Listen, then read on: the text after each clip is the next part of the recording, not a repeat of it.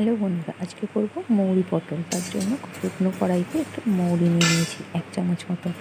এবার এটাকে হালকা একটু রোস্ট করে নেব, নিয়ে একটা হামানদিস্তায় এটাকে ভালো করে গুঁড়ো করে নেব বেশ সুন্দর করে। আর দিকে আমি লম্বা লম্বা পটল নিয়েছি, একটু আলু নিয়েছি আর একটা টমেটো নিয়েছি। আর পটলগুলো খোসা আমি ছুলিয়ে নিয়ে দুপাশে একটুখানি কেড়ে নিয়েছি। এদিকে কড়াইতে তেল দিয়ে দিয়েছি, দিয়ে পটলগুলো দিয়ে আমি নুন হলুদ দিয়ে এগুলোকে একটু ভেজে নেব। নিরামিষ দিনে কী রান্না করব, আলুটা বেশ খেতেও কিন্তু সুন্দর লাগে, আর মৌরির সাথে পটলটার বেশ সুন্দর একটা ফ্লেভার আসে।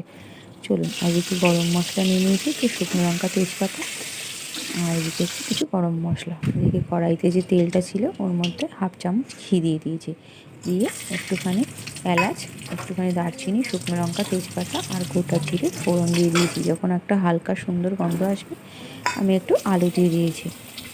এবার আলুটাও আমি নুন হলুদ দিয়ে ভেজে নিচ্ছি। এদিকে আমি মশলার মধ্যে রেগুলার একটা মশলা, একটুখানি টমেটো বাটা, একটু আদা বাটা, নুন হলুদ আর একটু কাশ্মীরি লঙ্কা গুঁড়ো। এখানে না কোনো ধনে গুঁড়ো না কোনো জিরে গুঁড়ো কিছুই কিন্তু ইউজ হয়নি, শুধু আদা বাটা আর কাশ্মীরি লঙ্কার গুঁড়ো ব্যাস। আর ঝালটা যার যার নিজের মতো। আর এদিকে আমি অনেকটা পরিমাণ দিয়ে দিয়েছি রোস্টেড ওই গুঁড়ো করা মৌরি। এবারে আমি পটলগুলো দিয়ে দিচ্ছি, আর এদিকে একটু দই, আমি এটাকে ভালো করে ফেটিয়ে নিচ্ছি। একটু দইটা দেওয়ার আগে সামান্য একটু জল দিয়ে আমি দইটা দিলাম, দিয়ে একটুখানি যখন মশলাটা পুরো গামাখা গামাখা হয়ে যাবে এবার এটাকে নামিয়ে রাখবো এক সাইডে।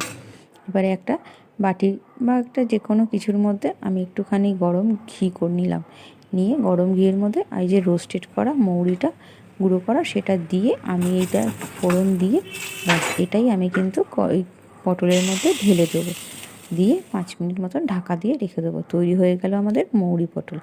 এই ফ্লেভারটাই কিন্তু অসাধারণ লাগে। টাটা বন্ধুরা, আবার